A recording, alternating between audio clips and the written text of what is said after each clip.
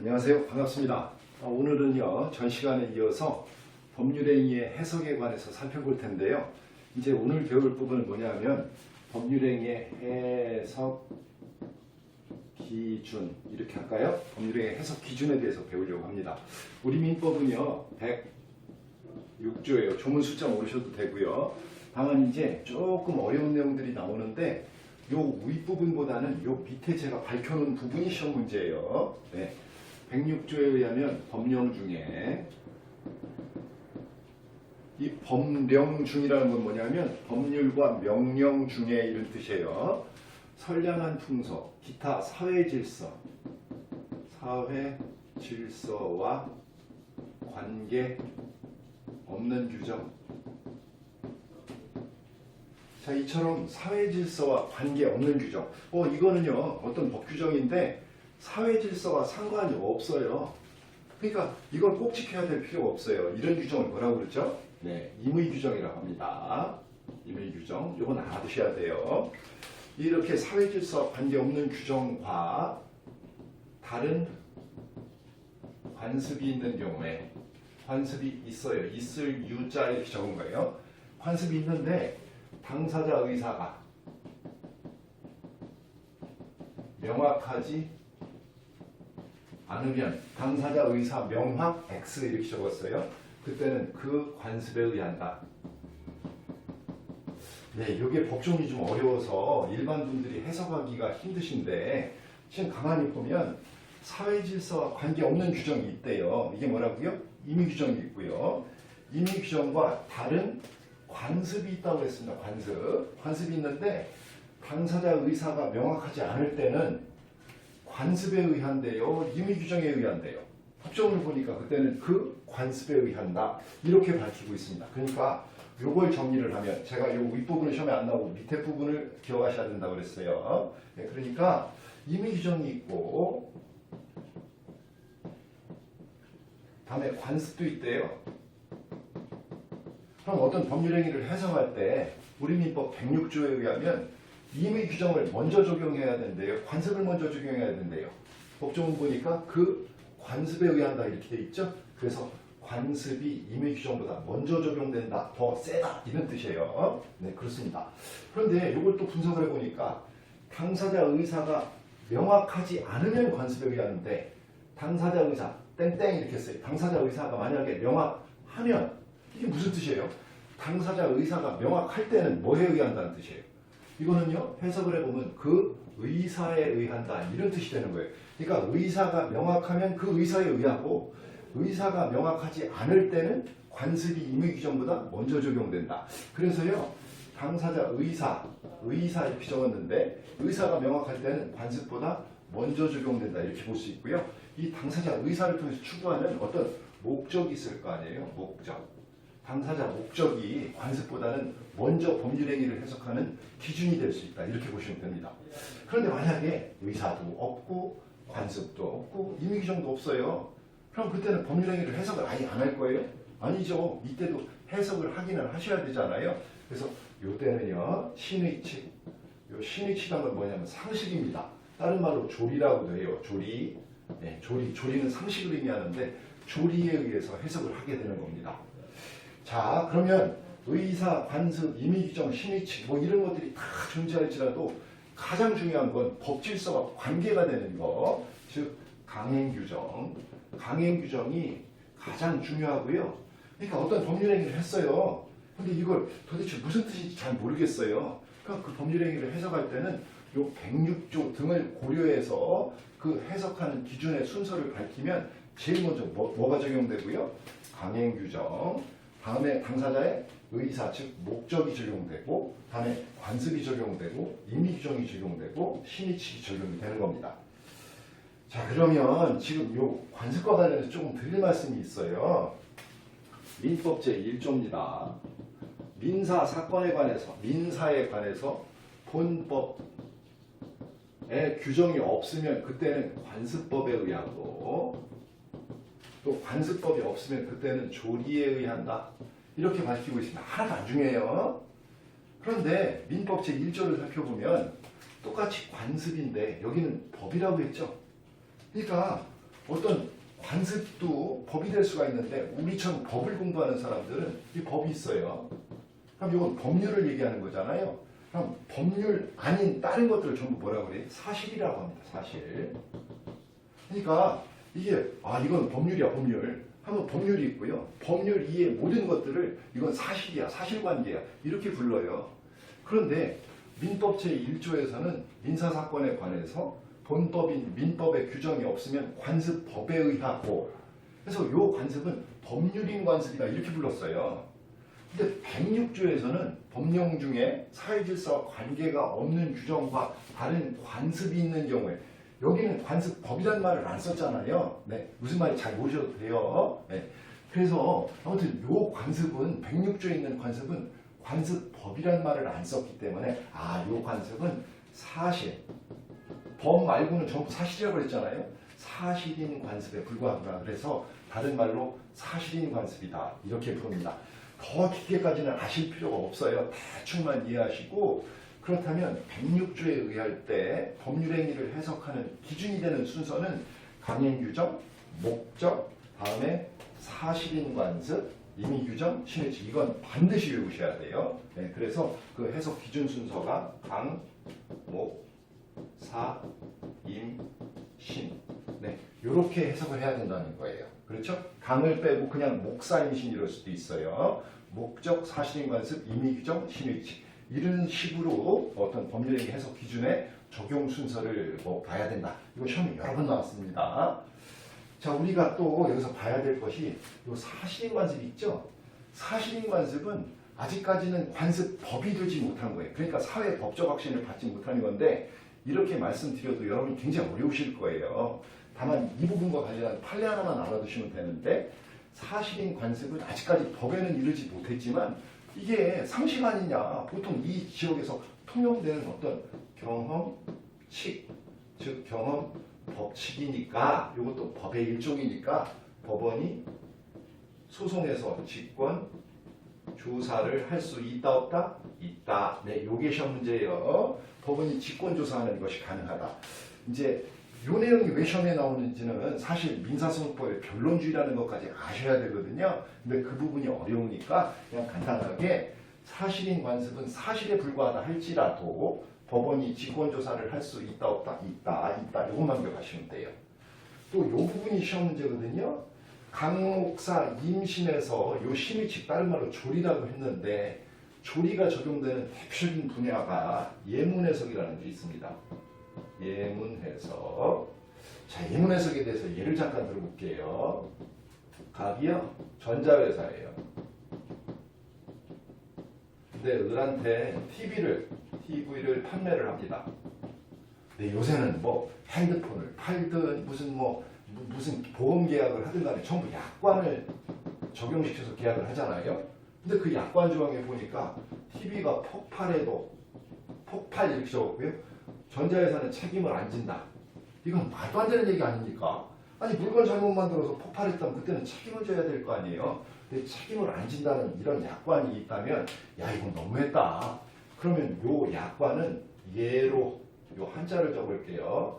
예로 든 문장에 불과하다. 예문에 불과하다. 이렇게 해석을 하면서 예문해석 적었고요. 그럼 이건 예로 든 거니까 그냥 예를 제시한 거니까 실제 약관이 된다는 거예요, 안 된다는 거예요. 예로 든 것에 불과하지 이건 실제 당사자를 구속하는 효력이 없다는 겁니다. 그래서 예문 해석은 그 약관의 효력을 무효로 만드는 해석이에요. 이게 시험 문제예요. 이렇게 신의칙과 관련된 법률의 해석 방법이 예문 해석이라는 것이 있고 예문 해석에 의할 때는 약관의 구속력이 인정이 된다는 거예요, 안 된다는 거예요? 안 된다는 겁니다. 그 약관을 무효로 만든다는 거, 네, 이렇게 기억하시면 됩니다. 자, 그래서 법률의 해석 기준과 관련해서는 강목사임신 또는 목사임신 이 부분이 시험에 가장 잘 나옵니다. 기억을 꼭 해두세요. 자, 이렇게 해서요, 우리는 이번 시간에 법률행위 해석에 관한 내용을 살펴보셨고요. 이제 의사표시에 관한 내용으로 넘어가려고 하는데 공부를 해보시면 사실 민법이 너무너무 복잡하고 어렵죠. 예. 그 이유는 여러 번 말씀드리듯이 우리가 기초부터 심화, 고급에 해당하는 내용까지 한꺼번에 배우기 때문이라고 그랬어요. 자, 이번에는 의사표시에 관한 내용을 살펴볼 건데요. 뭐 굉장히 자주 출제가 되고 굉장히 중요하고 이런 부분은 없어요. 그러니까 이 의사표시 관련해서는 세밀하게 공부하실 필요는 없고 제가 시험에 요건 나올 수 있으니까 외워두세요 하는 것만 외우시면 돼요. 예를 들면 답이요. 너한테 토지 증여 계약 증여라는 건 공짜로 준다는 거죠. 청약의 의사표시 토지 증여 계약 청약의 의사표시 이렇게 적었습니다. 그러면 갑이 이런 의사표시를 한 표의자고요. 다음에 을은 그 상대방 이렇게 적어볼게요. 그런데요, 지금 표의자가 이런 청약의 의사표시, 우리가 지금 배우는 게 의사표시 요 부분 아니에요. 의사표시 부분을 보면 갑이 어떤 의사를 가지고요, 의사, 그걸 결국은 표시 이렇게 하게 될 거 아니에요. 그런데 이 갑의 실제 의사는요, 의사. 이걸 증여할 게 아니라 매매를 할 생각이었었어요, 매매. 근데 표시는 잘못해서 표시에는 이거 너한테 공짜로 주겠다. 증여라고 했어요. 그럼 이건 표의자의 의사와 표시가 서로 일치하지 않게 잘못된 거잖아요. 다시 한번 레퍼토리 말씀드리면 갑은 을한테 표시는 내 토지 줄게, 공짜로 줄게 이렇게 증여계약이라고 돼 있다니까요. 그런데 실제 갑의 의사는 이 토지를 얼마를 받고 팔아야지 팔 생각이었는데 표시를 잘못해서 증여한다 이렇게 돼 있는 거예요. 아무튼 이런 어떤 사례를 생각을 해보시고요. 의사표시가 이루어지는 과정을 보면 표의자가 일정한 의사를 가지고 그것을 결국 표시하게 되는데 이 의사가 나눠지게 되니까 그래서 어려워요. 예, 의사는 효과의사가 있고요. 다음에 표시의사가 있고 행위의사가 있습니다. 의사가 어떻게 나눠진다고요? 몰라도 됩니다. 예, 그냥 이제 강의하는 입장이니까 쭉 설명을 드리지만 뭐 시험에 나오는 부분은 아니에요. 근데 지금 이 효과의사 한번 보세요. 오늘 점심에는 짜장면을 먹어야지. 그럼 짜장면을 먹으려는 의사가 있잖아요. 그럼 짜장면을 먹어야지 이런 생각을 했어요. 그럼 여기에 무슨 법률 효과가 수반이 됩니까? 여기는 어떤 법적 분쟁의 여지가 없는 거예요. 그래서 이런 것들은 효과의사가 되지 않습니다. 근데 내가 토지를 팔아야지. 이때는 상대방하고 법률 관계가 생기니까 법률 효과가 발생하니까 이런 것을 효과의사라고 불러요. 근데 효과의사가 지금 사례와 같은 경우에 둘로 나눠질 수가 있는데 내심상의 효과의사가 있고요. 또 표시로부터 추측되는 표시상의 효과의사 이렇게 나눠질 수가 있다는 거예요. 한번 보세요. 지금 이 갑이 진짜로 원했던 건 뭐라고요? 매매예요, 매매. 그런데 계약서를 보니까 계약서에는 이 사람이 뭐를 하겠다고 돼 있어요? 증여라고 표시가 돼, 증여. 그래서 표시는 증여라고 돼 있잖아요. 그래서 표시로부터 추측되는 표시상의 효과의사가 있고 실제 그 사람이 갖고 있는 진짜 마음, 내심상의 효과의사 이렇게 둘로 나눠질 수가 있다는 거예요. 자, 다음에가 시험 문제입니다. 그러면 의사표시를 이렇게 봤을 때 이 의사 중에서 의사가 효과의사, 표시의사, 행위의사 다 몰라도 돼요. 이런 식으로 나눠지는데 이 중에서 저 사람 의사표시를 진짜로 했구만. 의사표시가 있어. 그러니까 법률 효과가 나올 수 있어라고 할 때 그 의사표시의 요소가 되는 것이 어떤 겁니까 했더니 요 표시상의 효과의사가 의사표시의 요소다. 이건 외우셔야 돼요. 내심상의 효과의사가 아니라 표시로부터 추측되는 의사, 이것이 의사표시의 요소가 된다. 이렇게 기억하시고요. 다음에 이제 표시를 보기 전에 지금 이제 의사표시에 관한 입법주의가 있어요. 입법주의. 네, 입법주의가 있는데 시험 문제 한 문제 있어요. 네, 좀 복잡합니다. 지금 갑은 원래 토지를 뭐 하려고 했다고요? 매매하려고 했다니까, 매매. 근데 표시는 어떻게 했다고요? 중요한다고 이렇게 잘못 표시를 한 거예요. 그럼 갑의 입장에서는 자기 내심이 중요한 거예요? 표시가 중요한 거예요? 내심이 중요하겠죠. 즉 내심상의 효과의사. 요걸 존중해서 내심상의 효과의사를 존중해서 그렇게 법률행위를 해석하자. 의사표시를 중시하자. 네, 이런 것을 의사주의다. 내 의사를 중시해달라. 이거 의사주의라고 합니다. 그럼 의사주의에 의할 때는 지금처럼 잘못 표시가 됐으면 의사가 중요해요? 표시가 중요해요? 의사가 중요한 거니까 이 표시는 무효가 되는 거예요. 무효가. 그럼 누가 피해봐요? 아니 이 을은 표시만 보고 계약했는데 결국은 을이 피해를 보고 갑은 보호가 되는 거잖아요. 갑처럼 가만히 있는 사람이 보호가 된다. 이런 것을 정적 가만히 있다 이거예요. 안전 보호와 관련이 된다. 이렇게 말씀드리고요. 이렇게 의사주의, 의사를 제일 중시하는 그 법 분야가 가족법입니다. 신분법은 표시가 안 중요하고 당사자 의사가 중요한 거예요. 그런데 만약에 입법주의 중에서 아니 당사자 의사가 뭐든 간에 표시를 이렇게 쓰면 표시대로 효과가 발생해야지. 즉 표시상의 효과의사를 존중하는 입법주의가 있는데 그것이 표시주의고요.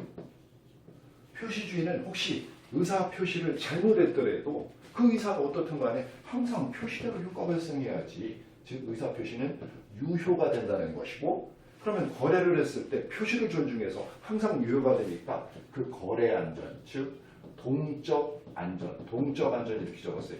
이게 보호가 되고요. 대표적인 법 분야가 상행위예요. 상행위 같은 경우는 당사자 의사를 아예 고려하지도 않습니다. 그러니까 상법 쪽이에요.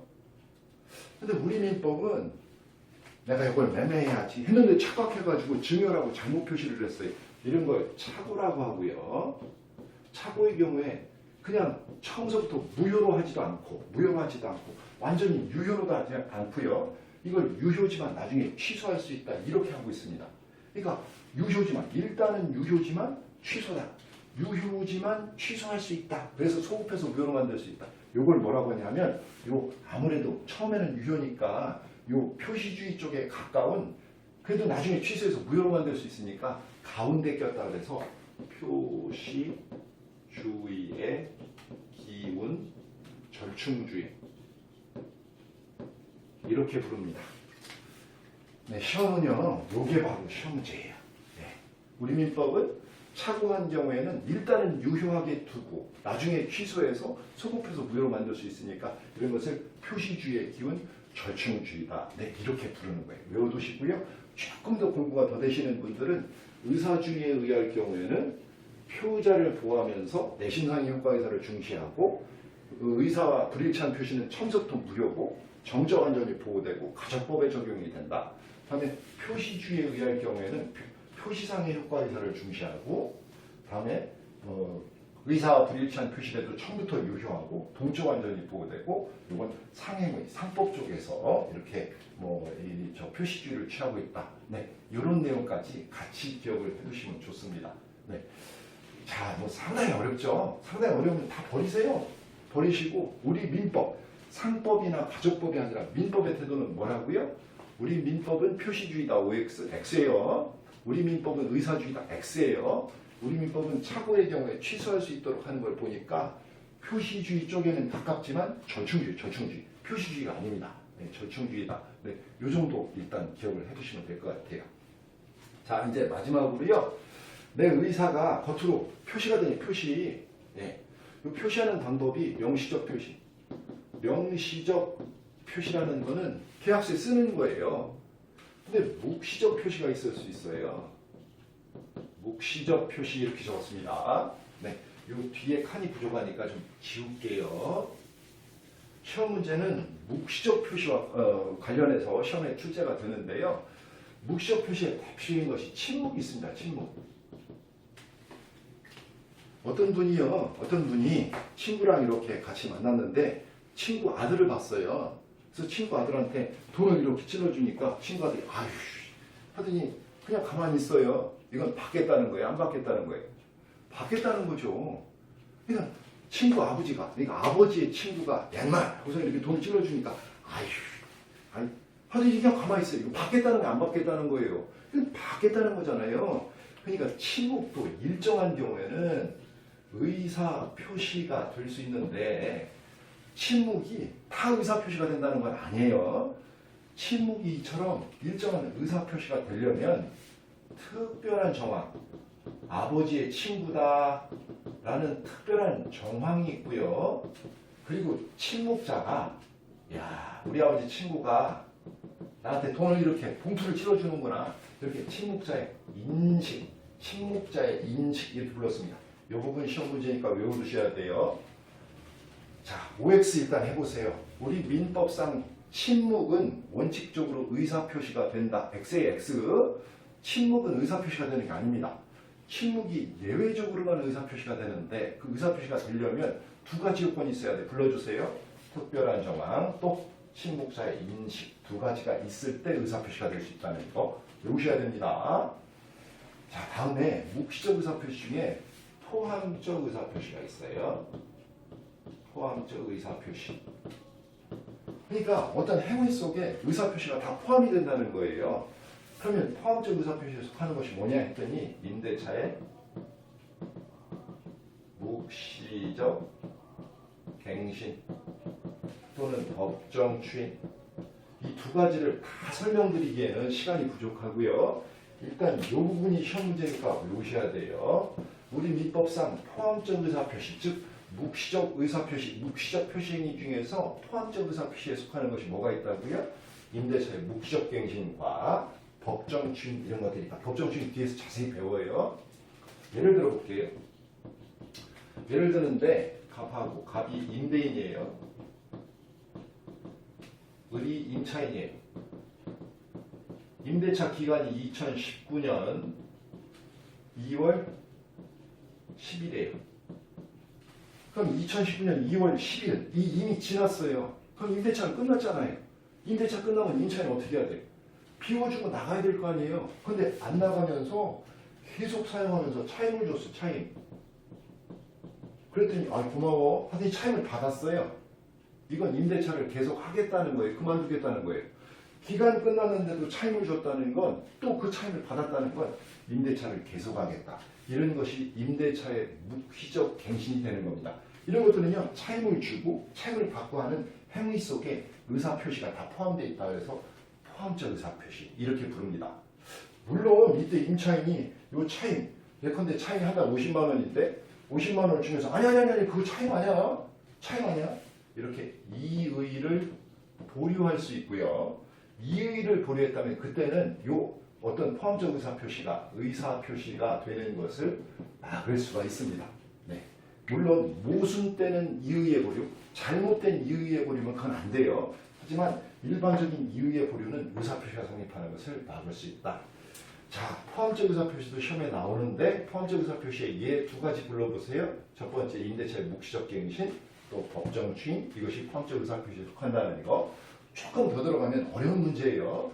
포함적 의사표시에 의해서 의사표시가 성립할 수 있지만 그 의사표시가 성립하는 걸 막을 수 있는데 그게 뭐라고요?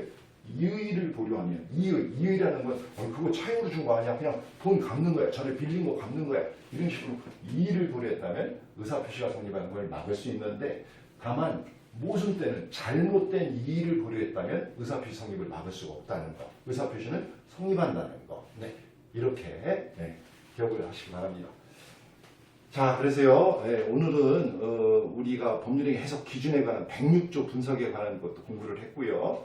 또 의사표시에 관해서 의사주의, 표시주의, 이런 입법주의에 관한 것들, 우리 민법은 표시주의의 기본 절충주의라는 거 이런 것들 공부를 했습니다. 네, 여기까지 홍정표 변호사였습니다. 고생 많으셨습니다.